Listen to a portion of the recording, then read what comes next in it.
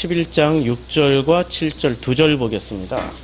히브리서 11장 6절 7절 말씀입니다.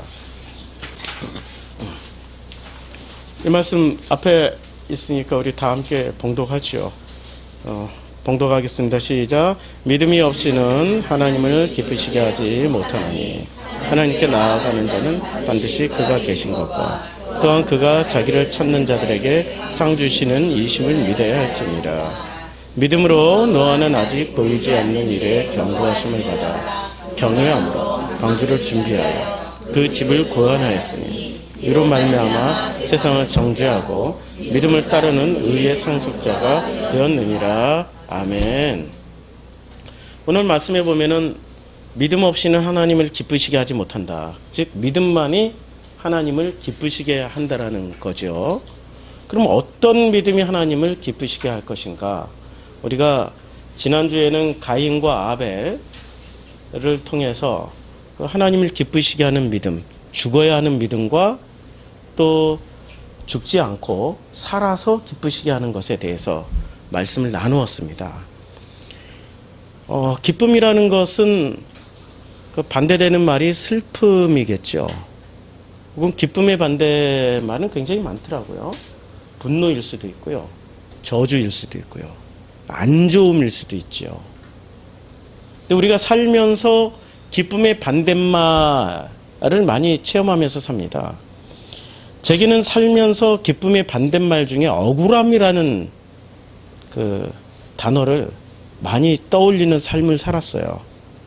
최초로 가장 억울했던 일이 어떤 일이었냐면 제가 어렸을 때 굉장히 착하게 살아서 억울한 일을 별로 당할 일이 없었는데 그 가난한 그 판자촌 산동네에서 살다 보니까 제 친구들이 아르바이트를 좀 했어요. 예비군 훈련장에 가서 총알을 캐가지고 그것을 고철 장사한테 팔아먹는. 걔들이 고철을 팔아서 무슨 짓을 했는지 모르지만 어느 날 그놈들이 누군지 저는 아직도 모르지만 그놈들이 걸렸어요. 제가 초등학교 4학년 때. 자기 이름을 대야 되는데 경찰서에 가서 자기 이름을 댄 게 아니라 제 이름을 댄 거예요. 그래가지고 어느 날인가 교장 선생님이 저를 부르더라고요. 저하고 몇몇 친구들을 불렀어요. 교장실에 저는 가기 전까지 기대를 했죠. 내가 정말 착한 학생이고 공부도 잘하고 모범생이니까 무슨 특별상을 주려나 보다 기대하고 갔더니 가자마자 욕을 하시면서 엄청나게 혼내시는 거예요. 영문도 모르고 당하는 그 황당함이란 지금도 그 억울함이 내려지기까지는 상당한 시간이 걸렸어요. 불과 몇 년 전만 해도 이 복음으로 들어오기 전까지만 해도 억울함이 얼마나 사무쳤는지 꿈에도 나타나고 생각 가운데 그런 생각이 나타나면은 분함을 참지 못했어요. 또 한 번의 억울한 일을 중학교 때 당했는데요. 중학교 때도 여전히 저는 착한 아이였어요. 중학교 2학년 때 공부도 굉장히 잘했어요. 그리고 제가 무슨 억울한 일을 당할 일이 거의 없었거든요. 싸움을 했나 누구한테 나쁜 말을 하나 조용히 학교에 와서 공부하고 조용히 가는 그런 모범생이었는데 제가 운동장에 이렇게 가로질러 가던 그런 시간이 있었는데 축구 골대를 그냥 지나갔어요. 근데 그때 당시에 체육 선생님이 키가 그분이 배구 선수 출신이라 185에 체중이 100kg가 넘으신 분이셨어요.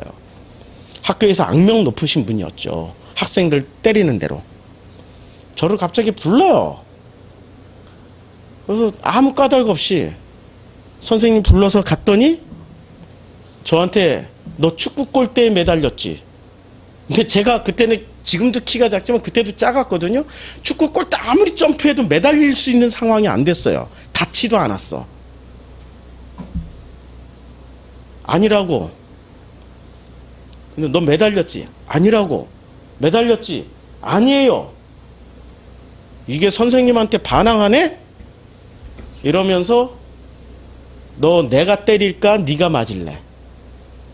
무슨 말인지 모르시죠? 네가 너 스스로를 때릴래? 아니면 내가 때릴까? 185의 배구 선수가 이거 한번 후려치면은 스파이크 하던 실력에서 한 방 맞으면 갈 것 같아요. 그래서 제가 맞겠습니다 하고 제가 저를 때리는 거예요. 그랬더니 어라 이게 장난쳐? 세게 때려. 이렇게 처음에는 영화 많이 봤잖아요. 가장 잔인한 게 이렇게 자기 뺨 때리는 거 시키는 거더라고요. 처음에는 이렇게 때리다가 더 세게 때려 더 세게 때려 하니까 세게 때리다 보니까 내 속에 억울함이 확 솟구쳐가지고 진짜로 내가 나를 엄청 세게 때리기 시작한 거예요. 얼마나 세게 때렸는지 책 선생이 당황해가지고 그만 이렇게 말렸어요. 말려도 때렸어요. 너무 억울해서. 저는 이렇게 제 의도와 상관없이 제가 하지 않은 일로 인한 이런 억울한 일을 당한 것이 어렸을 때는 가장 큰 억울함이었어요. 근데 살면서 보니까 그보다 훨씬 큰 억울함이 많이 생기더라고요. 가장 큰 억울함은 이런 누명을 쓰는 하지도 않은 일에 대한 억울함도 억울한 일이지만 가장 큰 억울함은 이 마음이 상하는 게 가장 큰 억울함이더라고요. 이 관계 속에서 그 관계가 오해를 받았고 그 오해받은 것으로 인해서 그 관계가 계속 끊어져 버렸을 때. 제가 몇 번 말씀드렸지만 지금 제가 동생들하고 여동생, 남동생이 있거든요. 사회적으로도 나름 유명한 그런 일들을 하고 있는 그 동생들과의 관계가 끊어진 채로 지금 20년째 지내고 있습니다. 동생들과 관계가 끊어지기까지는 얼마나 많은 그런 시간대를 지나왔겠어요. 동생들과의 관계가 끊어지는데 가장 큰 역할을 하신 우리의 숙부께서 단 한 번도 저에게 사과한 일도 없고 당신들은 여전히 참 많은 말로 모든 저의 인간관계, 가족관계에서 다 끊어버리셨습니다. 그걸 통하여서 너무 괴로워서 한 몇 년 동안은 교회도 안 나오고 목회도 다 내려놓았던 그 세상살이 하던 시절에는 매일매일 술을 마시지 않으면 안 됐어요. 1년 365일 하루도 술 없이는 못 사는 시간이었습니다. 게다가 이혼까지 했죠. 가족 다 끊어지고 누구 하나 연락할 수 있는 사람이 없는 거예요. 그것만큼 인간관계가 그렇게 오해를 받고 그렇게 억울한 일을 당하고 그렇게 해서 끊어졌다라는 것처럼 괴로운 일은 없더라고요. 지금도 풀리지 않은 숙제입니다. 그런데 그거보다 더 큰 억울함이 또 계속 생기는 거예요. 프로슈크마이 교회를 개척했더니 우리 성도님들이 이렇게 왔다가 훌러덩 나가시고 왔다가 휙 나가시고 그게 처음에는 억울함이었어요. 내 마음과 상관없이 일어나고 있었던 어떤 분함이 됐던 거예요. 가장 큰 결정타는 제가 여행을 떠났던 1년 사이에 이 본국에서 들려왔던 이 프로슈크마에서 들려왔던 그 모든 그 저에 대한 소문들이 저를 죽여버렸습니다. 진짜 죽이더라고요. 얼마나 짓밟아서 죽여놨는지 그 죽음의 자리에서 육체적으로는 온몸에 발진이 나고 머리부터 발끝까지 빨간 반점이 터져버렸습니다. 실핏줄이 다 터졌어요. 땀방울이 핏방울이 된다라는 게 이런 건가? 그게 2015년도에 16년도에 한 번씩 2번 일어났었어요. 육체적으로는 그렇게 죽이시고 마음으로는 어떻게 죽이시냐면은 그 마음으로는 제가 그 마음으로는 남을 죽이다가 남을 죽여야죠. 억울하니까 저를 되돌아보기 시작하더라고요. 제가 키도 작고 연약하잖아요. 그리고 어렸을 때 약했기 때문에 강한 척을 하질 못했어요. 늘 모범생으로 살았던 이유가 억울한 일 당하지 않고 아픈 일 당하지 않고 나를 지키는 방법으로 모범생으로 살았던 거죠. 근데 그렇게 살다 보니까 어떤 일이 벌어지냐? 억울한 일이 생길 때마다 내 탓이요 했던 적이 한 번도 없었던 거예요. 제가 지금도 우리 숙부 탓을 하고 있고 동생 탓을 하고 있고 떠나간 사람들 탓을 하고 있었단 말이에요. 제가 죽은 건가요? 남의 탓을 할 때는 제가 죽은 건가요? 아니죠. 제가 시퍼렇게 살아있는 거였어요. 여행 중에 드디어 제가 처음으로 죽게 되었습니다. 나를 되돌아본다라는 것은 나의 죽음의 시간을 통과를 했던 거죠. 나를 되돌아보는 그 시간에 되돌아본 저 자신은 참 괴로웠습니다. 아주 죽을 만치 괴로웠습니다. 그리고 앞으로 이런 일이 되풀이되지 않기 위해서는 무엇을 해야 될까? 무엇을 해야 되죠? 인격 수양을 해야 되나요? 마음 수련을 해야 되나요? 아니면 도덕과 윤리를 더 열심히 지켜야 되나요? 사람들은 마음은 상하더라도 사람들에게 그냥 가식적으로 아우 사랑해요, 좋아해요, 와주셔서 감사해요 이렇게 해야 되는 건가요? 아니죠. 내 속에 있는 것을 그대로 꺼내놔야 객관화가 되는 거 아닙니까? 내 속에 품고 있으면 객관화가 절대 될 수가 없지요. 내 것이니까. 내 것이니까 내가 품고 있으니까 내 거니까 변론해주고 품고 너무 아까워서 너무 사랑스러워서 품고 그냥 가야 되는 거죠. 꺼내놔야 객관화가 되는 거죠. 꺼내놓고 봤지요. 봤더니 여러 가지 문제점들이 발견되더라고요. 그래서 이런 생각을 했어요. 아, 내가 인격적으로 결함이 많구나. 그리고 또 하나는 내가 말을 잘 못하는 사람이구나. 어떤 분들은 오해를 하실 거예요. 설교를 하니까 정성필은 말을 잘하는 사람인가 보다 이렇게 오해를 하시는데 저는 설교만 잘할 뿐이에요. 인간관계 속에서 대화나 이런 것을 많이 못 해봤어요. 못한 까닭은 간단해요. 어렸을 때 왕따도 안 당하고 오해도 안 당하고 억울한 일도 안 당하려고 내성적인 성격으로만 살았어요. 초등학교 1학년 때부터 6학년 때까지 성적표에 동일하게 담임 선생님이 5번 바뀌었는데 물론 초등학교 더 다닌 것까지 치면 뭐 9번 바뀌었죠. 근데 5번 바뀐 담임 선생님이 통지표에 똑같이 어쩌면 그렇게 짜고 치는 고스톱처럼 똑같이 썼을까? 내성적이며 온순하며 차분하며 말이 없음. 학교에 가도 한마디 말도 친구들하고 안 하는 그냥 내성적인 학생이었어요. 선생님이 수업하면 수업 열심히 듣고 쉬는 시간에 나 혼자 화장실 갔다 와서 혼자 책 보고 혼자 생각하고 혼자 낙서하고 그냥 말이 없는 반항할 줄도 모르고 자기 표현도 할 줄 모르고 친구들하고 대화를 해본 적도 없고 집에 가서도 제가 그 어린 나이에도 벌써 짐작을 해가지고 이렇게 말하면 엄마가 슬퍼할 거야. 이렇게 말하면 아버지가 싫어할 거야. 그냥 말할 필요 없는 아들이었어요. 엄마 아빠 눈치를 미리 다 봐가지고 할 일 하고 해야 될 거 다 해놓고 집에서도 말이 없었어요.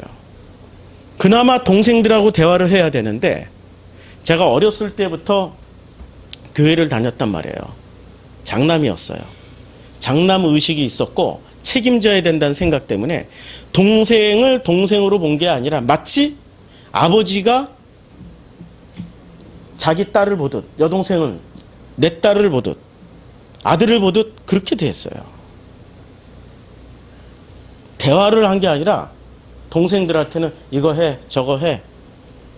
제가 배운 말이 그거밖에 없었으니까. 대화를 해본 적이 없었던 거죠.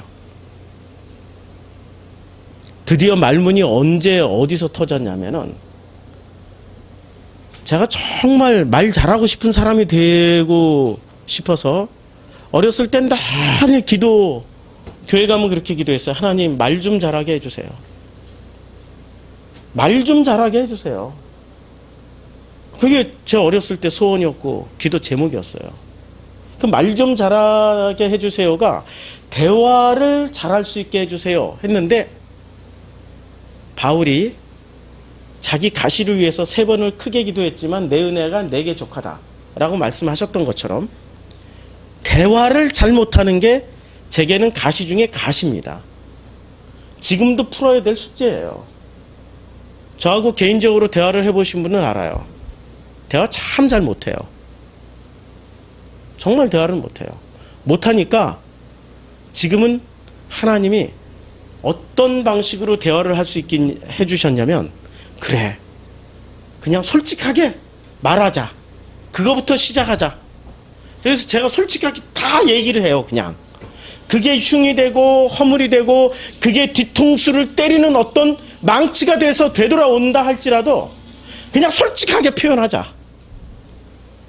그렇게 했더니 놀라운 일이 벌어져요. 놀라운 긍정적인 일이 아니라 놀라운 부정적인 일들이 벌어져요. 진짜로 제가 솔직하게 다 털어놨던 사람들이 뒤에서 수근수근해서 교인들 확 끌고 다 나가버리는 사건들이 여러 번 있었어요. 그분들은 그걸 감당치 못하는 거야. 목사로서 딱 그 모습만 보여주면 자기네들이 존경해주고 자기네들이 열심을 내서 전도해서 열심을 내서 교회를 성장시켜주겠다라고 생각을 했던 분들인데 목사 깜냥이 그거밖에 안 돼? 좋았을 땐 진짜 좋은 거예요. 그쵸? 이야 우리 목사님 솔직하다. 와 우리 목사님 어쩌면 이렇게 진실하냐. 근데 관계가 요만큼 딱 틀어지면 있잖아요. 그게 몽땅 다 저를 때리는 돌덩어리가 돼가지고 뒤통수를 엄청나게 때리더라고요.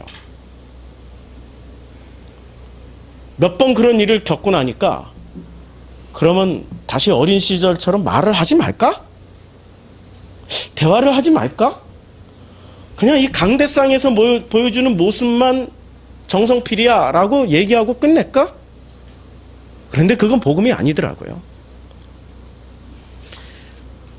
복음은 있잖아요. 그런 일을 당해도 그냥 있는 모습 그대로 보여주는 게 복음이더라고요. 있는 모습 그대로 지금 살고 있습니다. 그랬더니 어느 순간 제가 건너가고 있더라고요. 그전에는 떠나간 교인들 탓, 그전에는 나를 버린 동생들 탓, 그전에는 이간질 시킨 우리 작은 숙모 탓, 그전에는 누구 탓을 했었는데 솔직하게 표현하고 아버지의 품으로 계속 들어가는 순간 놀랍게도 누구 탓이 안 나오는 거예요. 감정적으로 많이 상하지요. 억울한 일 당하면 감정이 안 상하겠어요? 상하지요. 그 상하는 만큼 누구 탓을 하는 게 아니라 그 상하는 만큼 나를 되돌아보기 시작하는 거예요. 아, 건너가고 있구나. 그래, 맞아. 이게 아버지의 섬기심이지. 이게 아버지의 품에 들어가서 이게 가능해지는 거지. 이게 바로 믿음 없이는 하나님을 기쁘시게 하지 못하나니. 제가 바꿨어요. 하나님을 기쁘시게 하는 믿음이구나. 그렇게 억울한 일을 당하고 그렇게 오해를 당하더라도 하나님은 기뻐하시는구나. 하나님은 기뻐하시는구나. 그게 믿음이구나. 라는 것을 알게 되는 거예요. 아마 저는 죽을 때까지 대화하는 연습을 하다 갈 것 같아요. 능숙한 대화를 할 수가 없어요. 지난주 원래 때 우리 집사님께서 이렇게 발언을 하시더라고요. 대화를 할 때는, 이런 회의를 할 때는 했습니다라고 말하는 게 아니라 이런 것에 대해서 어떻게 생각하시는지요. 이런 아주 굉장히 뛰어난, 그래서 깜짝 놀랐어요. 야, 나는 생각지도 못했던 어떤 저런 대화법을 제안을 하시는 걸 보고 너무 놀랐고 존경스러웠어요. 야, 배워야 되는구나. 역시 아다르고 어다른데 나는 내 마음에는 뭐가 가득 차 있냐면 솔직하게 표현하면 진짜 내 마음은 이것만 가득해요. 뭔지 아시죠? 모르는 사람은 배우세요. 이것만 가득해요. 그런데 표현을 잘 못하는 거예요. 표현을 못하다 보니 저로 인해서 마음 상처를 당하신 분들 누가 나무라겠습니까? 표현 못한 내 잘못이잖아요. 설교도 마찬가지예요. 설교에 대한 수많은 평가들이 들어와요. 피드백. 전 세계에서 듣잖아요. 이렇게 해주세요. 시간도 좀 줄여주세요. 반복된 말을 줄여주세요. 그런데 제가 말을 잘 못한다라는 게 사실 설교 중간중간 들어보면 깔끔하게 끝내는 게 없어요. A는 B다, B는 C다, C는 D다. 그래서 D가 C가 되고 B가 되고 A가 된다. 그래서 A와 D는 같다. 이렇게 논문식으로 제가 이야기를 못하더라고요. 그 전에 그렇게 했죠. 근데 그런 논문 가지고 이런 마음을 표현할 수 있겠습니까? 마음을 표현하다 보니까 계속 길어져요. 반복된 말이 계속 생겨요. 그래서 제안을 많이들 하시더라고요. 정 목사님은 설교를 1시간 이내로만 줄이면 세계적인 설교가가 될 것 같아 라고 이 당근과 채찍을 동시에 주시더라고요. 근데 그렇게 말씀해 주신 분이 또 제 아주 존경하는 이학권 목사님이 그렇게 또 권면을 해 주셨어요. 제가 어떻게 대답을 했을까요? 예, 그렇게 하겠습니다라고 대답을 했을까요? 못하는 건 못한다고 해야 되는 거 아니에요? 언젠가는 되겠죠. 그러나 지금은 그게 힘들 것 같습니다. 그냥 솔직하게. 예스면 예스, 노는 노. 솔직한 게 지금 단계에서는 제가 말을 배워가는 어린아이 같은 상황이에요. 그냥 솔직하게 대답을 했어요. 이해를 해 주시더라고요. 하나님을 기쁘시게 한다라는 것은 가면을 쓴 사람은 절대 기쁘시게 할 수가 없어요. 가면을 쓴 채 사람들을 만나고 가면을 쓴 채 딱 보여줄 것만 보여주고 안 보여줄 건 안 보여주는 사람, 존경은 받을 수 있죠. 인정받을 수 있죠. 그걸로 인해서 교회 성장도 많이들 시켰죠. 그런데 자기 속에 썩어 문드러지는 것을 처리하지 못하다 보니 어떤 결과가 빚어집니까? 스캔들이 빵빵 터지죠. 돈 문제 터지죠. 안심이 안 되니까 아들 세습 문제가 빵빵 터지는 거 아닙니까? 솔직하게 자기의 결점, 결함 없는 사람이 어디 있습니까? 결핍 없는 사람이 어디 있어요? 나도 똑같은 성도야. 복음을 알아가는 진리의 길을 가고 있는 동반자일 뿐이야. 나도 이런 문제 있는 사람이야. 그러나 함께 갑시다.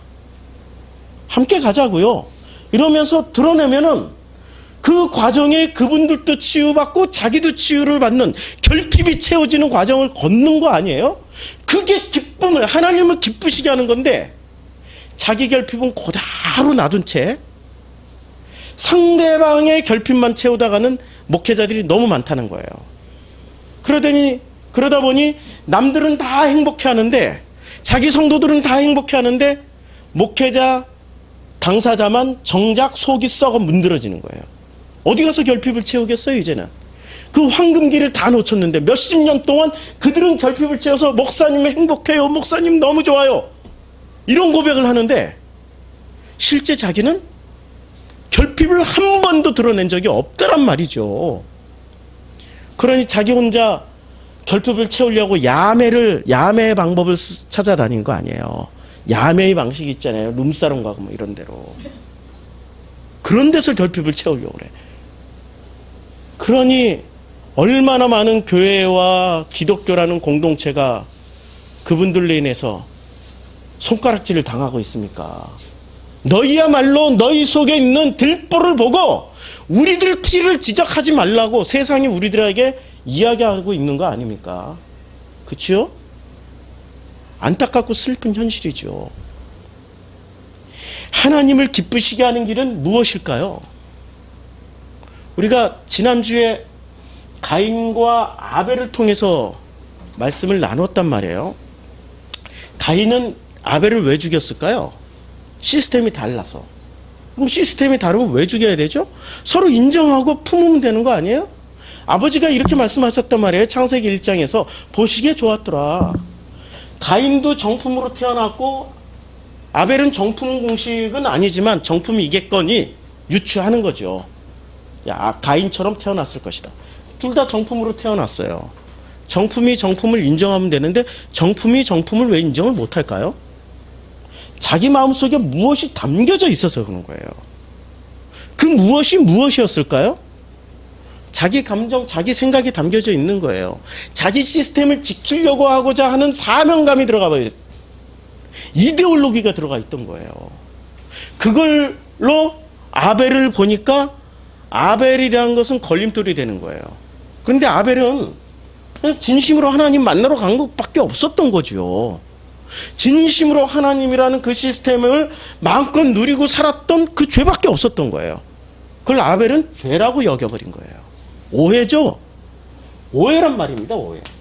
이 세상의 모든 오해는 왜 일어나는지 아십니까? 자기 깜냥만큼 일어나는 거예요.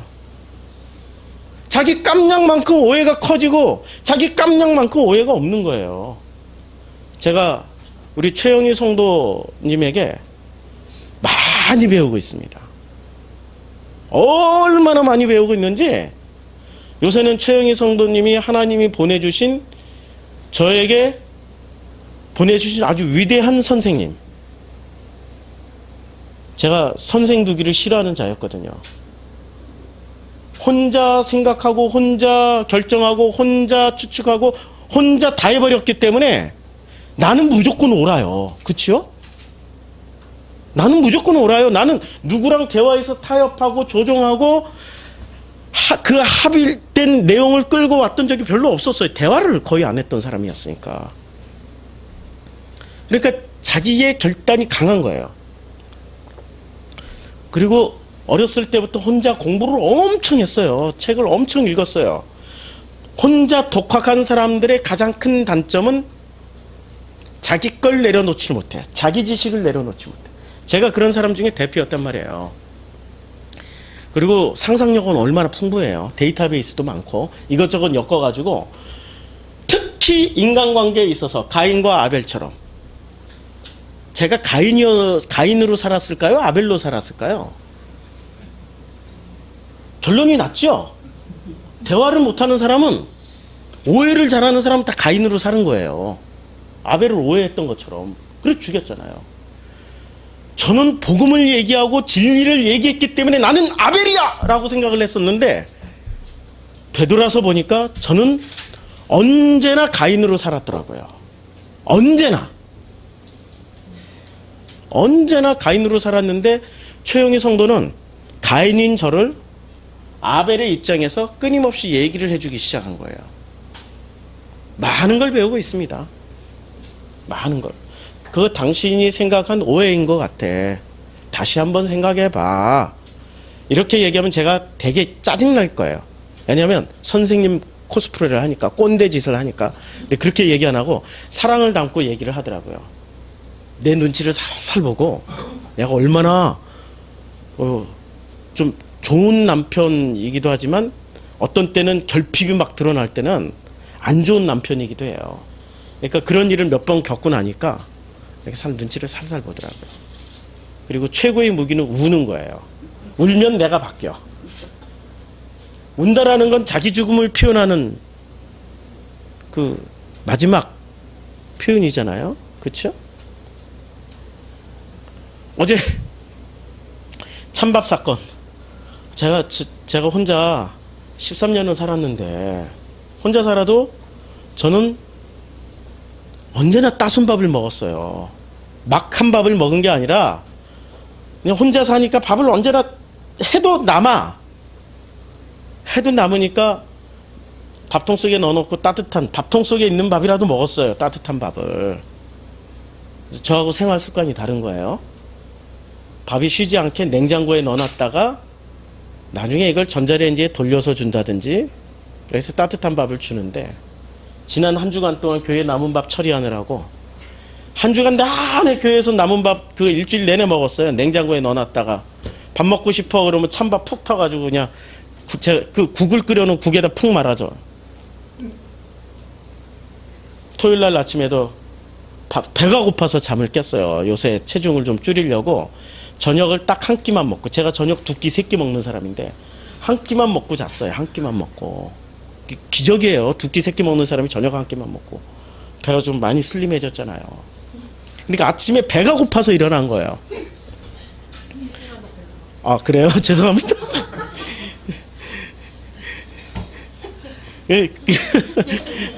네, 여기 우리 동영상에서 배가 안 나와요. 근데 배가 고파가지고 아침에 나도 혼자 13년 동안 밥 차려 먹었는데 지겹게 사랑하는 부인도 있는데 한번 대접을 받고 싶어서 밥 좀 차려달라고 노래를 계속 했어요. 냉장고에 그 있잖아, 밥 한 댕이 찬밥 남아있지 않냐고, 그거 먹으라고. 그 뜨거운 국에 갖다 말아 먹으라고.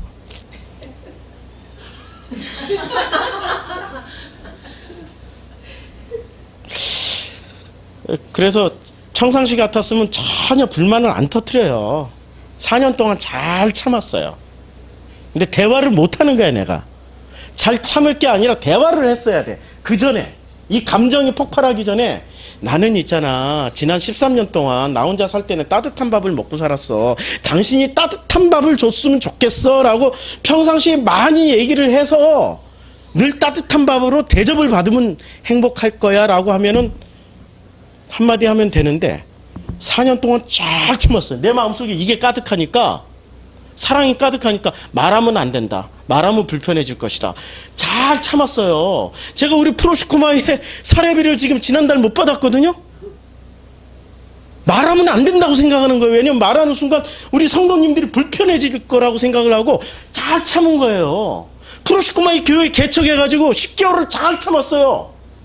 우리가 어떻게 먹고 사는지, 어떻게 생활하는지 한마디도 안 하고 잘 참았어요.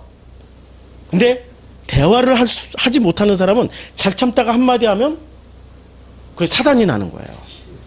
어제 그 일이 일어났어요. 잘 참았어. 사랑으로. 그게 아무 문제가 안 돼. 암시랑 안 했어. 아무 문제가 안 됐어요. 그런데 내 속에 가인의 오해가 들어가 있던 거예요. 이 여자가 나를 사랑하지 않나 봐? 나를 찬밥 신세로 나를 찬밥 만들었네? 라고 이런 게 올라오니까, 이게 4년 내내 풀어서 조절을 했으면 되는데 조절을 제가 못하는 거예요. 대화를 너무 못하는 거야. 대화를 못하고 4년 동안 쌓아놨던 찬밥 신세가 한꺼번에 이게 샥 올라오니까 어떻게 되겠어요. 밥을 들어서 확 집어 던져버렸어. 제가 그렇게 폭력적인 남편이라는 걸 처음 알았어요. 나는 사람들한테 그렇게 폭력적인 사람이 아니거든요. 어렸을 때부터 내가 참고 내가 견디고 내가 넘어가고 같이 살다 보니까 하나님이 천사예요. 히브리서 1장 2장에 천사 나오잖아요. 천사가 어떤 역할을 한다고 그랬어요? 죽여주시는 역할을 한다고 그랬죠. 천사예요. 제가 죽임을 당하고 있었던 거예요. 다 폭로가 돼가지고, 야, 저분은 천사구나, 하나님 보내신 천사 맞구나. 그걸 집어던지고 나서 가만히 생각해 보니까 내가 잘못했어. 근데 잘못했더라도 한 번 감정이 올라오니까 어떻게 해야 돼요? 가인이 아벨을 죽였던 것처럼 끝까지 내가 죽이려고 그러는 습성이 나오더라고요. 그래가지고 끝까지 얘기를 했어요. 내가 당신한테 사랑을 받으려고 결혼을 했지 내가 찬밥 신세 당하려고 결혼한 거야? 어? 내가 찬밥이야? 똑같은 대화를 할 줄 모르니까 똑같은 말을 계속 반복해서 내가 찬밥이야? 찬밥이야? 응? 찬밥이야? 내 진짜 찬밥이야? 찬밥으로 생각해? 한 30분 동안 듣더니 옆으로 모로 누워가지고 울더라고 그냥. 그래서 우는 모습을 보니까 아 내가 뭔가 심각하게 잘못했구나. 많이 잘못했구나. 그때 한마디를 하는 거예요. 왜 사랑 확인을 그렇게 하려고 그래 여보는? 왜 당신은 사랑을 왜 그런 식으로 확인하려고 그래? 아 그렇구나. 내가 가인이었구나. 오해를 했었구나. 그런데 이 오해를 풀 수 있는 길을 내가 아직도 모르는구나. 방법을 모르구나. 못 배웠구나. 나이 50이 넘어갔는데도 못 배웠구나. 목사를 하고 있는데도 못 배웠구나. 그래. 이제 하나님이 주신 내 감동 첫 번째 무조건 솔직해지자. 예? 뒤통수를 맞더라도 솔직하게. 그게 하나님이 기뻐하시는 일이고 그리고 상대방이 마음 아파하면 내가 잘못했구나. 그래. 그걸 통해서 내가 가인이었구나. 내가 또 아벨을 때려 죽였구나. 이렇게만 얘기하면 제가 억울하죠. 그래서 안 억울한 얘기를 나도 아벨이었던 적을 우리는 가인과 아벨을 동시에 살아가요. 아세요? 내가 가인 돼서 아벨을 때려 죽이는 역할도 하지만 아벨이 되어서 맞아 죽는 역할도 해요. 제가 찬밥 던지고 내가 찬밥이야? 이렇게 얘기할 때 최영희 성도는 가인이었을까요? 아벨이었을까요? 그 순간 최영희 성도는 가인이었을까요? 아벨이었을까요? 답 다 아시죠? 아벨이었어요. 나한테 맞아 죽는. 그럼 맞아 죽는 사람은 억울한 건가요? 생각 잘 해보시라고요. 아벨은 억울한 건가요? 억울한 일을 당한 건가요? 아니죠. 억울할수록 하나님은 누구를 죽이시는 거예요? 억울한 사람을 하나님은 구원코자 하기 위해서 온통 다 드러나게 만들어 버리세요. 욥을 보세요. 욥이 의인이었단 말이에요. 잘 감추고 있었어요. 얼마나 가면이 훌륭했어요. 그렇잖아요? 훌륭한 가면을 쓰고 있던 그 욥이 계속해서 고난이 왔는데 가장 큰 고난은 어떤 고난이었습니까?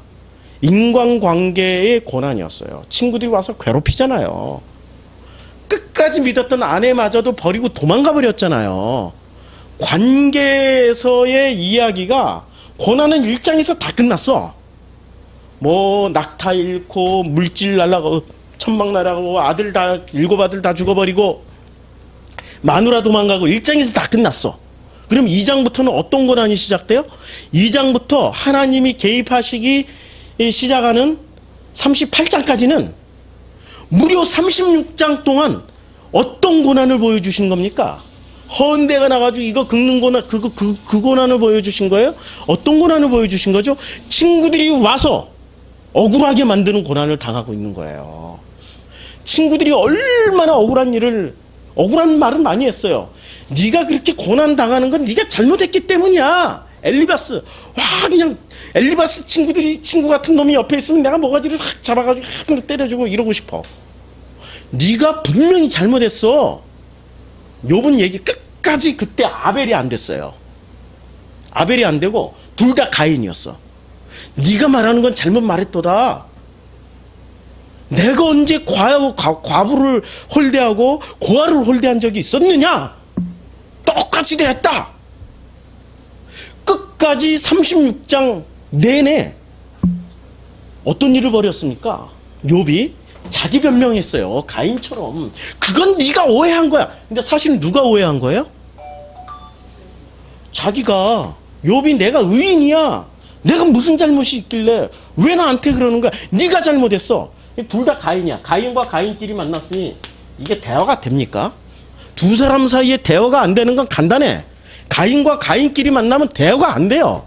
근데 가인과 아벨이 만나면 대화가 돼. 한 사람이 가인이 때려 죽이더라도 아벨은 아멘 하고 들었고 자기가 죽어버리는 거예요. 저와 최영희 성도 사이에서는 누가 주로 아벨 역할을 할까요? 퀴즈. 뻔하죠. 대부분 아내들이 그 아벨 역할을 하더라고요. 대한민국에서는. 그러면 당하는 아벨이 억울한 건가요?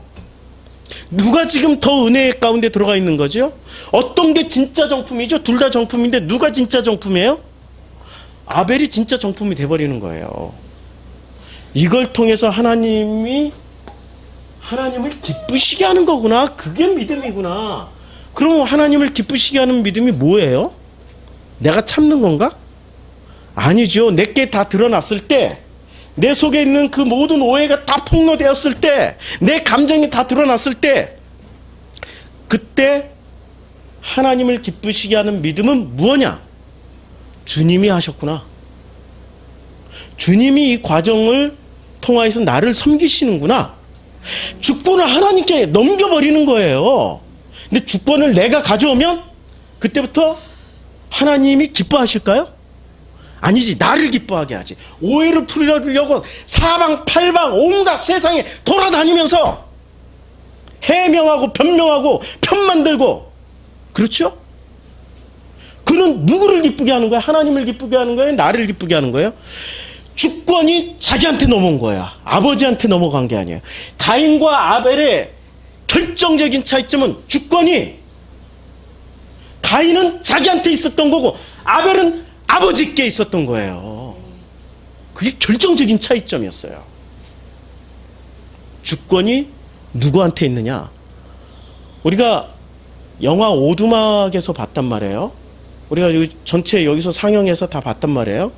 오두막에서 저는 개인적으로 가장 큰 하이라이트는 뭐 아버지를 만나서 포옹하는 장면이라든지 화해하는 거죠. 뭐 이런 것도 있지만 제 개인적으로는 동굴 속에 들어가요. 그리고 여자가 앉아있다 내려와요. 그 높은 의자에, 계단 있는 그 멋진 의자에서 내려와요. 그리고 이 사람들은 거기 앉으라고 그래요. 주인공들은. 이게 무슨 자리냐고 물을 때 거기 바로 심판자의 자리라고. 그러면서 심판해보라고 자기 딸과 아들과 자기가 지나왔던 어떤 소중한 사람들을 다 보여주는 거야. 가족들을. 심판해보라고. 심판할 수 있습니까? 못하는 거죠. 주권을 가졌다라고 생각하는 가인족들은 심판해요. 근데 아벨족들은 심판을 못하는 거죠. 주권을 누구한테 넘겨요? 하나님께 넘겨드리는 거예요. 나도 똑같은 가인이었습니다. 우리는 믿음 이야기하지만 하나님을 기쁘시게 하는 믿음은 결국에는 내 주권이 가인처럼 자기가 쥐고 흔드는 거냐, 심판자의 자리에 앉아서 휘두르는 거냐, 아벨처럼 맞아 죽는 거냐, 둘 중에 하나밖에 없어요. 내 주권은 아버지께 드리고 아버지가 때리면 맞고 아버지가 죽이시면 죽는 거지요. 그치요? 그게 아벨이었고 그게 예수였어요. 예수는 당신이 심판할 수 있다는 것을 재판정에서 보여줬어요. 내 나라가 만약에 이 세상에 속했더라면 나는 군단이나 되는 천군 천사를 데려와서 너희들을 심판했을 거야. 그러나 내 나라는 여기에 속해 있는 게 아니라 아버지에게 속해 있으니까. 이 고백을 하기 전에 우리 예수님은 어떻게 하셨습니까? 겟세마네 동산에서 실핏줄이 다 터지는 땀방울에 핏방울이 되는 기도를 하지 않았습니까? 우리는 겟세마네를 얼마나 거쳤던가요? 우리는 겟세마네를 거치지를 않잖아요. 어떤 일이 벌어지고 어떤 감정이 터지고 어떤 일들이 폭발하면은 겟세마네를 통과하지도 않고 십자가만을 강조하면서 난 죽었다 그러니까 너도 죽어. 우린 그렇게 살았던 기독교인들 아니었나요? 맞죠? 겟세마네의 과정이 있어야 비로소 내 나라가 여기에 속해 있지 않아. 나는 그걸 다 동원해서 너희들은 멸할 수 있지만 그러나 난 그러지 않아. 너희들이 죽으면 죽임 당하는 아벨이야. 두 시스템의 충돌이라고 제가 말씀드렸잖아요. 그 시스템의 가장 큰 결정적인 차이점은 어디에 있냐면 주권이 우리에게 있냐? 아니면 주권이 아버지께 있냐? 그 우리도 구분을 해야 돼요. 우리 안에 나, 너, 세속과 결합된 우리면은 가짜 우리죠. 가짜 우리들이에요. 진짜 우리들은 어떤 거예요? 이거 지워버리고 진짜 우리는 아주 심플해요. 나, 너가 아니고 세속이 아니고 나와 아버지 딱 이렇게 결합하면 이게 진짜 우리예요. 이 우리는 나와 아버지가 결합된 우리는 주권을 누구한테 넘기셔요? 아버지.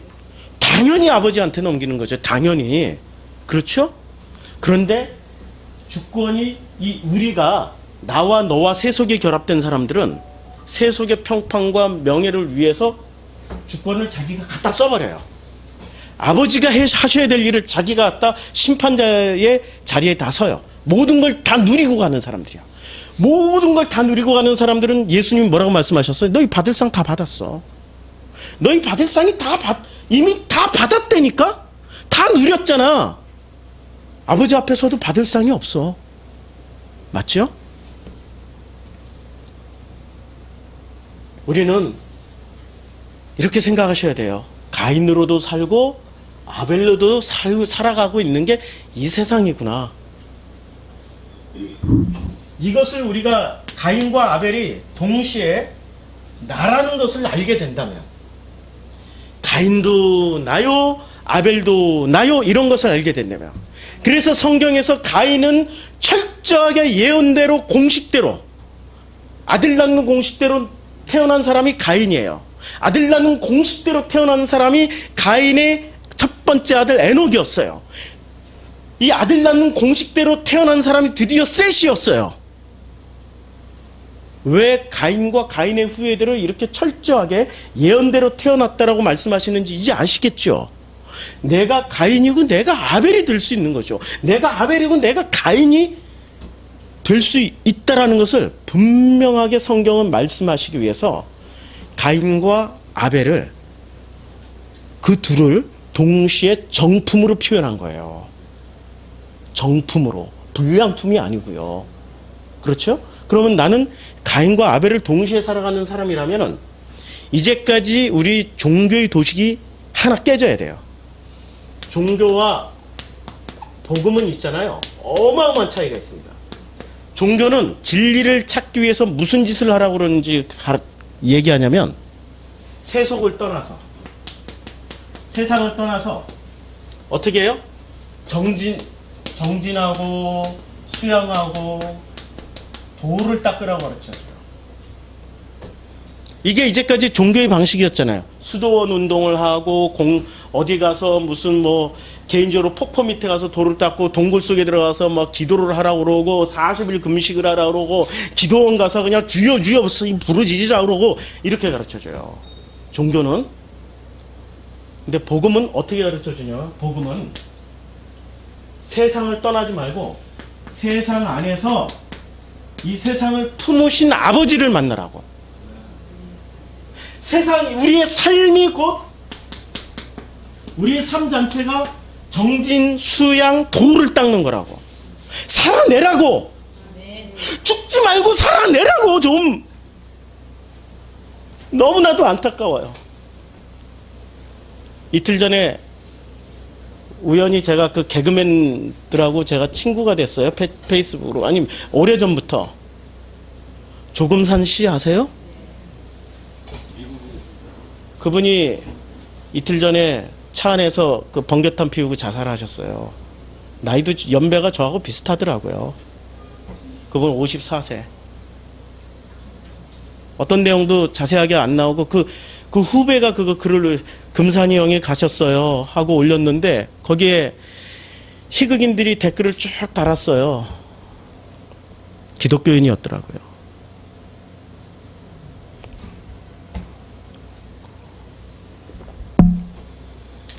우리는 어디서 성화되냐면은 세상을 떠나서 탈출해가지고 그 거룩한 장소인 수양관, 수련관, 토굴 속에서 금식하는 자리에서 아니면 수도원에서 돌을 닦는 걸로 우리는 성화되고 거룩해진다라고 생각했는데 이것 때문에 사람들이 삶을 못 살아내는 거예요. 삶을 살아내시라고요. 자기 육신의 목숨을 끊지 말고 내가 가인이었다고 내가 아벨이었다라는 것을 아시면은 우리는 아벨도 되고 가인도 될 수 있단 말이에요. 언제나 가인은 아니고 언제나 아벨은 아니에요. 우리는 가인도 되고 아벨도 되고 이게 이 삶이 어우러져서 삶 속에서 드디어 성화와 거룩이 무엇인지를 배우고 가는 거죠. 맞죠? 이 과정을 배우고 가는 그 삶의 여정 속에서 내 가시가 다 드러난단 말이에요. 바울의 가시를 하나님이 고쳐주셨나요? 빼주셨나요? 내 은혜가 내게 족하다라고 말씀하시고 안 빼주셨어요. 그냥 그 가시를 품고 있는 게 은혜예요, 은혜. 가인들한테 오해받고 두드러 맞아 죽는 것도 은혜예요. 그래서 하나님을 기쁘시게 하는 믿음은 살아내는 겁니다. 별도로 구분된 하나님 나라라는 그 훌륭한 공동체에 들어가서 거룩하고 성화된 모습으로 살아가는 게 아니라 섞여서 살아가는 거예요. 광야에서 가나안 땅 넘어갈 때 누가 기다리고 있었습니까? 열 부족이 기다리고 있었죠. 10부족. 가나안에 10부족이 기다리고 있었고 그것을 추려보니까 7부족이 기다리고 있었고 그것을 추려보니까 6부족이 나오는 거예요. 그렇죠? 이 부족들이 무슨 일을 했어요? 주님이 창세기 15장에서 뭐라고 말씀하시냐면 아브라함하고 계약을 맺을 때 너희는 가나안 땅에 다시 들어갔는데 400년 동안 기다려야 돼. 왜 그래야 되죠? 라고 말씀하실 때 주님이 아모리의 죄가 가득 차지 않아서 그렇다. 아모리의 죄가 가득 찰 때까지 400년은 기다려라. 말씀하셨어요.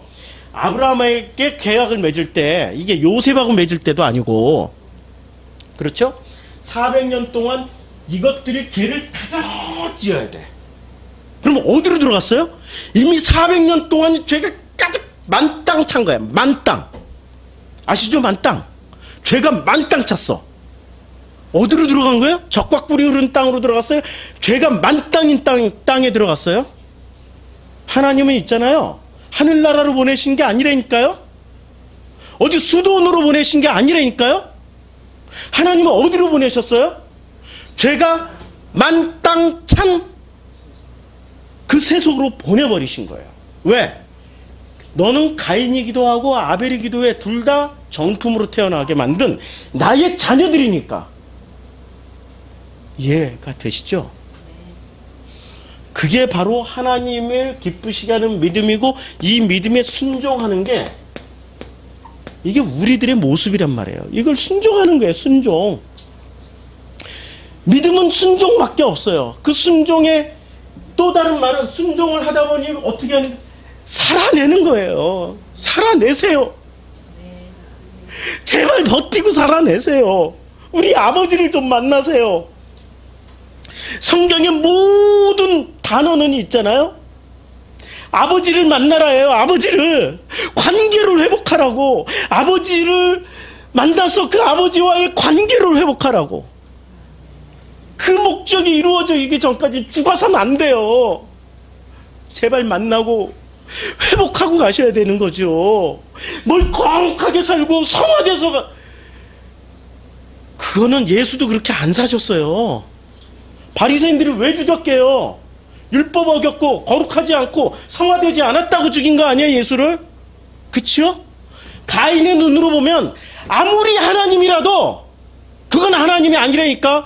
아무리 하나님이신 예수라 하더라도 바리새인과 같이 가인족 속이 돼서 하나님을 찾아보면 어랍쇼 저거 율법도 안 지키네? 저거 술 먹네? 창녀하고 노네? 어랍쇼 세리하고 노네? 야, 저거 거룩하지도 않고 성화되지도 않았네.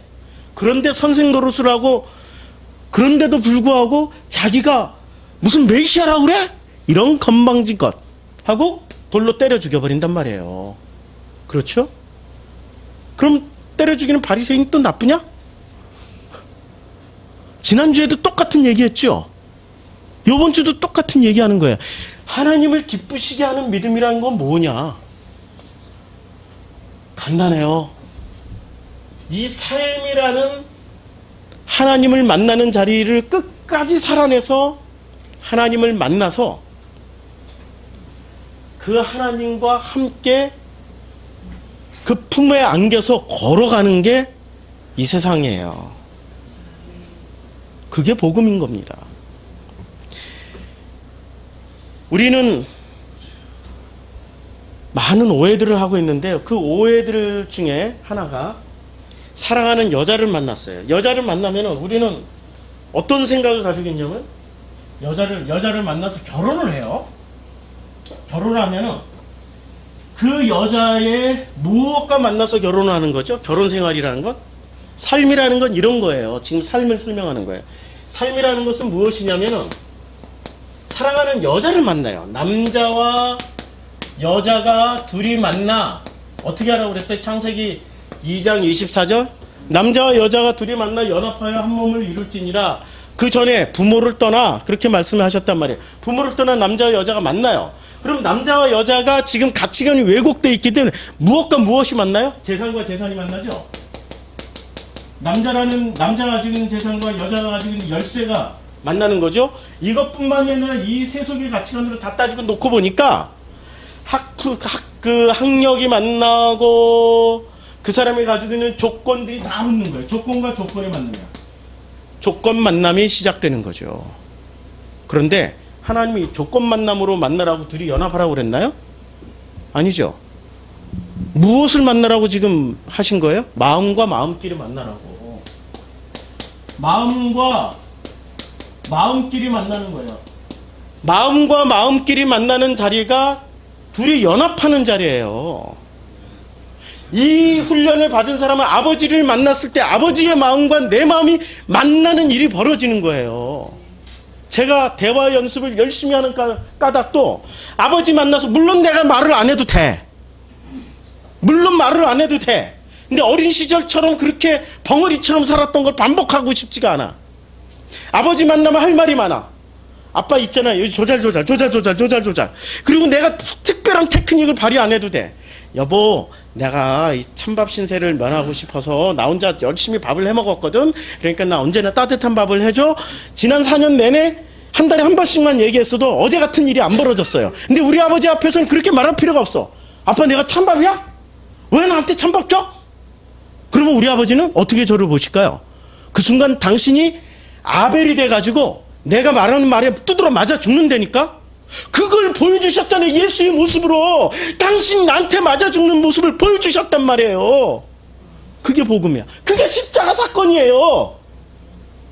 우리 아버지를 또 그렇게 자꾸 내가 가인이 돼서 두드러 패서 죽이다 보니까 어느 순간 그 아버지의 그 노하우가 나한테 흘러들어와서 나도 모르게 진짜 아벨이 돼버린 거예요.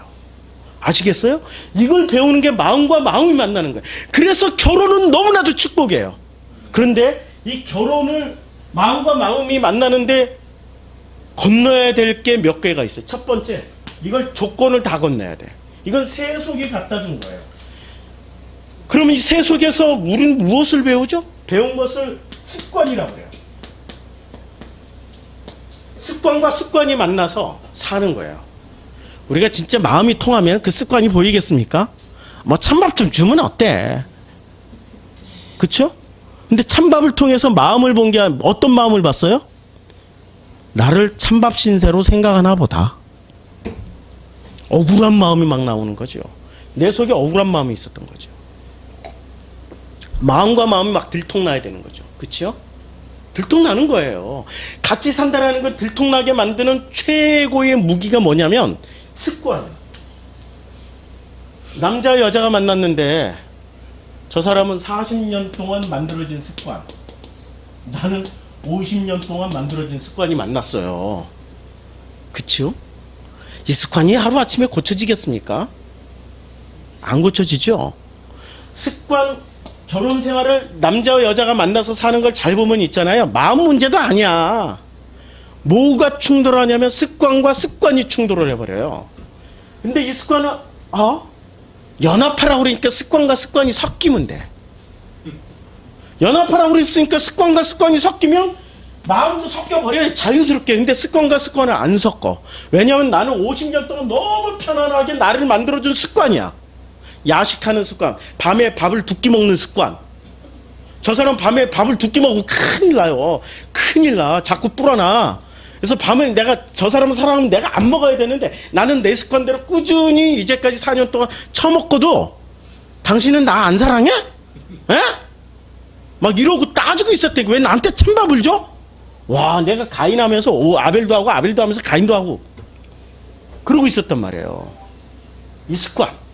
습관과 습관이 만나보다 보면 무슨 일이 벌어집니까? 충돌이 일어나면 마음에 어떤 것들이 다 들통날 거 아니에요. 그럴 때 야, 내가 가인이었구나. 내가 아벨이 돼야 되네. 내가 아벨로 당하고 있구나. 감사합니다. 아멘 하고 가면 되는 거죠. 그게 하나님을 기쁘시게 하는 믿음이에요. 자, 그 다음에 믿음 없이는 하나님을 기쁘시게 하지 못하나니 하나님께 나아가는 자는 반드시 그가 계신 것과 또한 그가 자기를 찾는 자들에게 상 주시는 이심을 믿어야 할지니라. 하나님께 나아가는 자는 어떤 자가 나아가는 거죠? 보세요. 자기 주권 내려놓고 가인처럼 휘두르는 사람이 아니라 아벨처럼 내려놓는 사람이 가요. 그럼 가인은 못 가나요? 가인은 어떤 역할을 하죠? 히브리서 1장 2장에 나왔던 천사의 역할을 하는 거예요. 두드러 패도 돼. 그 사람은 언젠가 두드러 팬 것 때문에 아벨이 될 거니까. 그치요? 그럼 누가 나가는 거예요? 아버지 안에서 마음과 마음이 만나는 가인과 아벨은 가지만 그러나 끝까지 나만 오라. 내가 그래가지고 내가 이 선악간의 판단을 해서 그래서 내가 돌로 때려 죽였다니까 정당화시키는 사람은 못 나가요. 아버지를 기쁘시게 하는 사람도 아니고 그것은 믿음이라고 할 수도 없어요. 하나님께 나아가는 자는 그래서 어떤 사람만이 나갈 수 있습니까? 주권을 아버지께 드린 사람. 그리고 그 주권을 아버지께 드리고 아버지가 믿어준 사람. 믿음은 내가 믿는 믿음일까요? 아버지가 믿는 믿음일까요? 아버지가 나를 믿어주는 게 믿음이란 말이에요. 내 믿음은 수시로 바뀌어. 조건 때문에 바뀌고 습관 때문에 바뀌고 충돌하면 바뀌고 마음에 어떤 쓴뿌리가 나오면 바뀌고 내 믿음은 수시로 바뀐다니까. 내 믿음은 기분 나쁘면 하나님도 바꿔버려 막. 맞잖아요. 그게 우리들이란 말이에요. 그래서 내 믿음 가지고는 절대로 하나님께 나갈 수가 없어요. 누구 믿음으로 나가는 거예요? 하나님의 믿음으로, 아버지의 그 믿음으로 하나님께 나아가는 거예요. 그가 반드시 나아가는 자는 반드시 그가 계신 것과 하나님이 계신 것을 알게 돼요. 이제 그러면 알게 된 사람은 계신 것을 증명하나요? 그건 계신 것 증명할 필요가 없어. 뭘 찾게 되냐면 또한 그가 자기를 찾는 자들에게 상 주시는 이심을 믿어야 할지니라. 그러면 상 주신다는 걸 반드시 알게 돼요? 그러면 이걸 자랑해야 되나요? 그런데 기독교는 어디에 초점을 맞춰졌냐면은 여기 훌라당 뒤집어져가지고 그리고 하나님이 계시다. 이것을 훌라당 존재 증명이 훌라당 뒤집어졌어요. 아니라니까. 이건 자연스럽게 다 오는 거라고. 그럼 뭘 지금 간증하고 무엇을 증명하고 무엇을 찬양하고 가야 돼요? 간단해요. 하나님을 기쁘시게 하는 믿음이 내가 가인이었고 내가 아벨이었다라는 거예요. 내가 그렇게 이 삶을 충실하게 살아가고 있다는 것을. 이 삶을 충실하게 살아가고 있다는 것을 고백하면서 가는 거예요. 아버지는 남자로서 나는 여자로서 만나가지고 아버지는 조건이 없어. 재산 조건 안 봐. 근데 내가 이걸 잔뜩 가지고 와가지고 재산 조건 따져. 그리고 아버지는 습관이 없었는데 내가 전부 다 그냥 습관을 잔뜩 가지고 와가지고 내 습관을 다 늘어놓으면서 왜 아버지가 안 바뀌어요? 아버지가 좀 바뀌어야 내가 좀 편할 것 같은데요. 아버지가 좀 나한테 따순밥 차려줘야 내가 편할 것 같은데요. 여기 아버지랑 살면서도 이렇게 자기 습관을 마음껏 드러내고 이건 마음껏 무슨 짓을 해요? 가인 짓을 해. 그럼 그때마다 누가 죽으세요? 아버지가 아벨처럼 죽어요. 그렇게 이 땅에서 충분히 산 사람들은 깨닫는 거죠. 그분이 아버지셨구나. 내가 가인 짓을 했구나. 그러면은 그걸 간증해야지. 나의 연약함, 나의 부족함을 간증하고 다녀야지. 상에 초점 맞춰놓고 반드시 하나님이 계신다라는 것을, 그거는 중요한 게 아니라니까. 그건 중요한 게 아니에요. 그렇죠? 7절. 믿음으로 노아는 아직 보이지 않는 일에 경고하심을 받아 경외함으로 방주를 준비하여 그 집을 구원하였으니 그 집을 구원하였다고 그랬어요.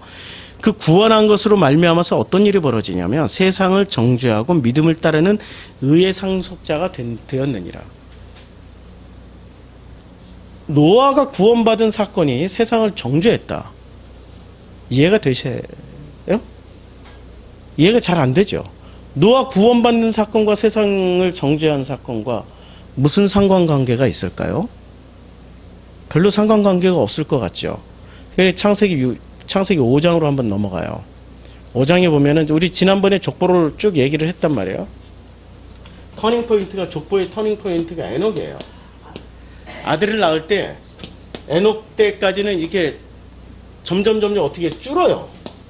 아들을 낳는 연령대가 줄어요. 에녹 때가 최 65세 제일 적어요. 에녹이 몇 살에 나왔어요? 에녹은 65세에 무드셀라를 낳았어요. 그럼 무드셀라는 얼마나 오래 살았어요? 제일 오래 살았다는 말이에요. 에녹이 낳은 아들이 무드셀라였고 이 무드셀라는 최고로 오래 살았어. 자, 이 족보에서 보여주고 있는 내용이 뭡니까? 족보에서 보여주고 있는 내용이 오래 사는 사람이 행복할까요? 일찍 그냥 휙하다 하나님이 데려간 사람이 행복한 사람일까요? 일찍 휙하다 데려간 사람이 행복한 거죠? 오래 산 사람은 좋은 시절을 사는 건가요? 아니면 고통의 시절을 사는 건가요? 그렇죠. 아니, 에녹을 보니까 이제 딱 답이 나오죠. 그렇죠? 근데 무드셀라가 라멕을 낳을 때 몇 살에 나왔어요? 187세에 나왔어요. 187. 그럼 65의 몇 배예요? 36, 18. 3배 걸렸어요. 3배.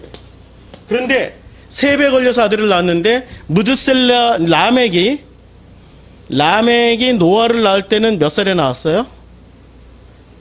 예, 라멕은 180세의 아들을 낳았어요. 예, 182세의 아들을 낳았어요. 역시 에녹에 비해서 몇 배 걸렸어요? 3배.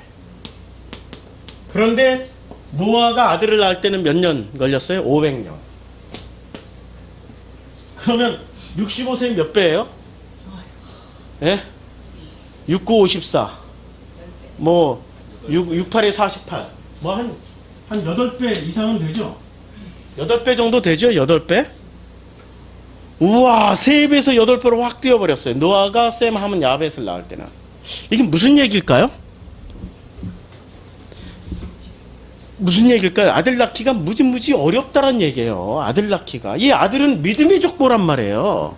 믿음을 이어주는, 이 복음을 전달해주는, 전달받을 그 후세대가 500년 걸려서 태어나버린 거예요.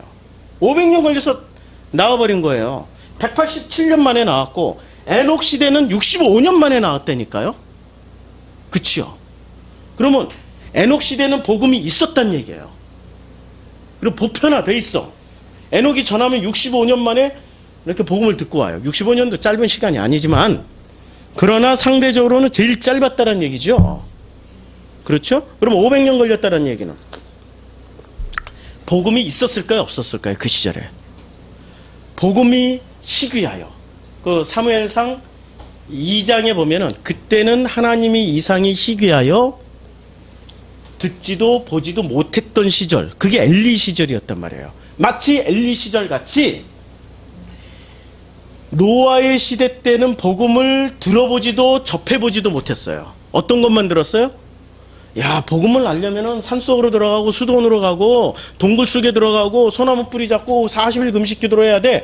이런 식으로만 배워버린 거예요. 근데 복음은 어디서 배워야 돼요?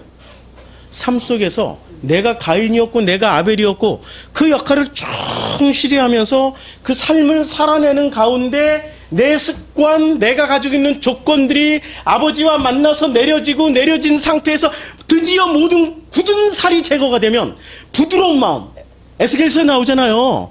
부드러운 마음이 되면 마음과 마음끼리 딱 찰떡같이 붙어서 그 마음이 내 마음, 내 마음이 그 마음이 되는 게 그게 바로 구원이고 그게 바로 복음이고 그게 바로 진리의 길인데 그렇게 안 배우잖아요.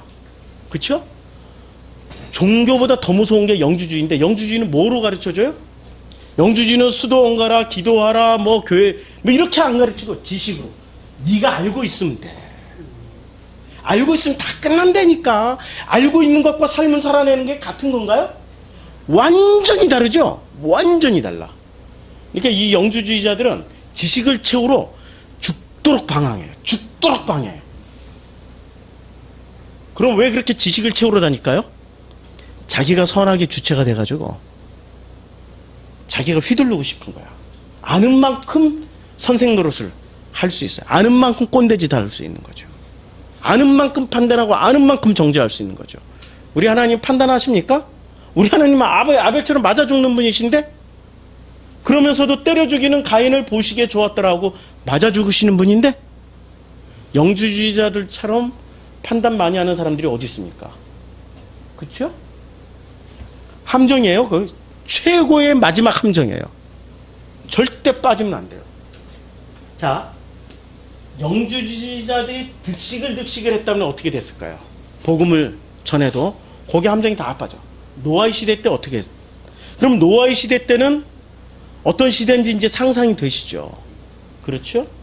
그러면 노아가 드디어 소수야.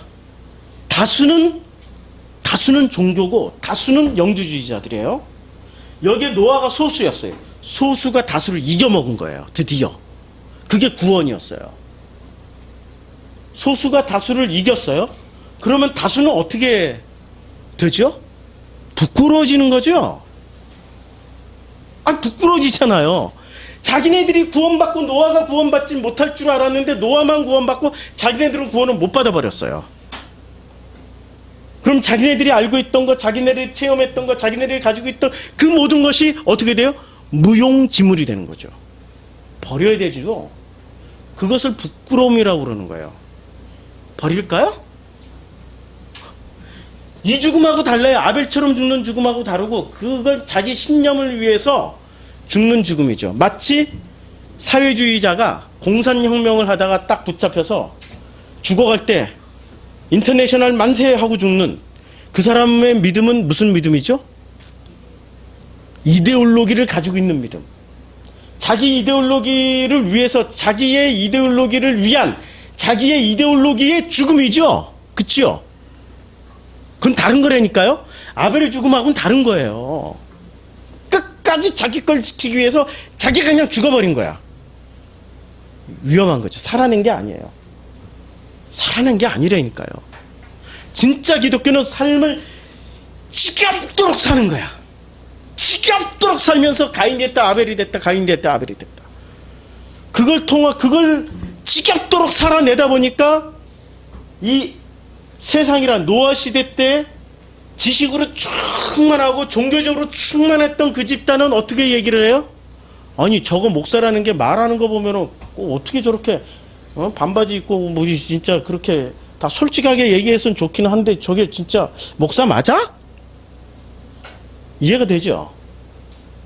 그런데 미가야 선지자가 뭐라고 말씀하십니까? 미가야 선지자가 뺨을 때리는 시드기야한테 이게 아합의 거짓 선지자들이잖아요. 가짜 선지자들에게 뭐라고 너희가 골방에 숨는 날 보자. 하나님이 어떻게 심판하실지 기대가 된다. 무서운 얘기죠? 지금 노아 시대 때 일어난 거예요. 노아를 향해서 모든 종교와 영지주의자들과 이데올로기들이 폭탄을 퍼부었어요. 네가 가짜야, 너 이단이야, 너 잘못됐어. 그런데 어떻게 됐습니까? 그가 구원받음으로 말미암아서 그들이 부끄러워져 버린 거예요. 그걸 심판해 버리신 거예요. 심판하신 거예요. 왜? 보세요. 창세기 6장에 보면 아주 어려운 얘기가 나와요. 창세기 6장 5절부터 6절에 보면 아주 어려운 얘기가 나오는데 여호와께서 사람이 죄악의 세상에 가득한가 그의 마음으로 생각하는 모든 계획이 항상 악할 뿐임을 보시고 하나님은 한탄하고 후회하시는 분이신가요? 아니신가요? 우리는 종교에서 배우긴 절대 아니라고 배웠죠. 근데 6절에서 보니까 어떻게 나왔어요? 땅 위에 사람 지으셨음을 한탄하사 마음에 근심하시고 하나님도 한탄하시고 마음에 근심하세요. 무엇 때문에?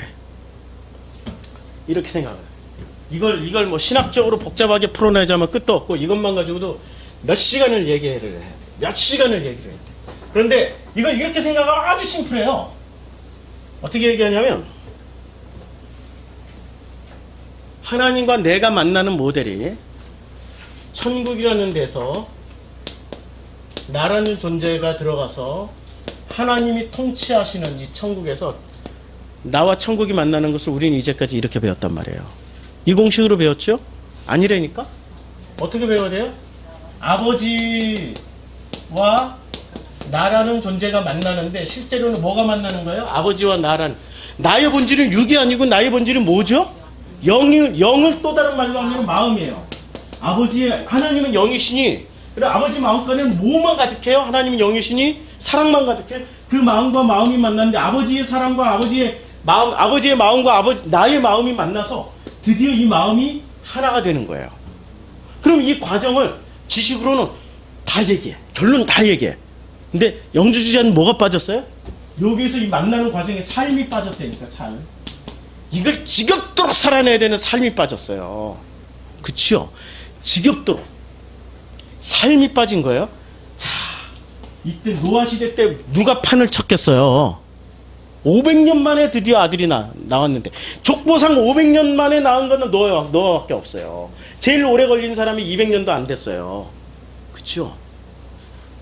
500년 동안 사람들이 무엇에 사로잡혀 있었을까요? 자기 생각, 자기 이데올로기, 자기 지식, 자기 복음, 자기 종교에 사로잡혀 있었어요. 자기 식대로 살아가는 거야. 900년 동안, 900살 동안 자기 식대로 살아가는 거예요. 근데 노아가 무엇을 얘기해줘요? 마음과 마음이 만나는 삶, 가인과 아벨 이야기를 해줘요. 그러니까 가인과 아벨 다 바로 다음에 지금 노아의 얘기가 나오는 거란 말이에요. 히브리서 11장 4절 5절 가인과 아벨 얘기, 그 다음에 노아 얘기가 나오는 거란 말이에요. 6장 7절, 아니 6절 7절. 그렇죠? 그러면 노아를 통해서 무엇을 얘기해 주냐면 마음과 마음을 만나야 되는데 이 만남을 방해하는 것들이 있다.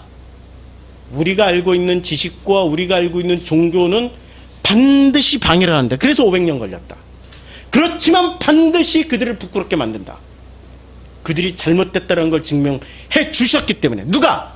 하나님께서 홍수로 주셨기 때문에. 천국은 어디에 감추었다고 그랬어요?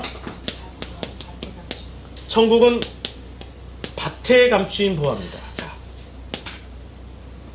이 밭은 삶의 현장에 매일 출근해야 돼요.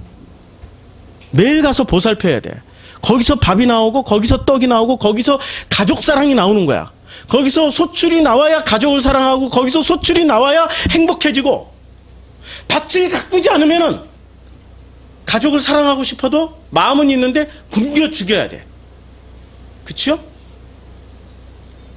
밭은 가기 싫어도 가야 되는 삶의 현장이요, 나의 일터요, 내가 살아가고 있는 이 속해 있는 이 세상이란 말이에요. 이 밭은 거기에 매일 출근하는 사람들이 무엇을 찾으러 가는 거죠? 감추인 보화를 찾으러 가는 거예요. 그 감추인 보화가 뭐였다고 그랬어요? 그게 천국이야. 그게 구원이라니까요. 삶의 현장에서 천국을 만나야 되는 거예요. 근데 우리는 엉뚱한 데서 만나고 있었던 거예요. 수도원 가야 되고 기도원 가야 되고 금식해야 되고 열심히 쥐어쥐어 부르짖어야 되고, 그것도 방식이야. 그것도 방식이지만, 그러나 그렇게 받아서 찾았으면 삶을 살아내야 되는데 힘들고 어려울 때마다 또 40일 금식하라고 하고, 힘들고 어려울 때마다 그냥 기도 없이 들어가 버리고 삶을 도피해버리는 거란 말이에요. 복음은 있잖아요. 무섭도록, 지겹도록 그 삶과 맞닥뜨리면서 사는 게 복음입니다. 싫어도 출근해야 돼요. 하기 싫어도 밥벌이를 해야 된다니까. 만나기 싫어도 그 사람 만나야 되고, 보기 싫어도 직장 출근해서 그놈 만나야 돼. 또 잔소리하는 그놈 또 만나야 되고, 짜증나 이혼하고 싶어도 끝까지 살아내야 돼. 끝까지 버티면서 가인이 되기도 하고 아벨이 되기도 하면서 그 하나님을 만나셔야 되는 거죠. 그게 복음입니다. 기도하겠습니다.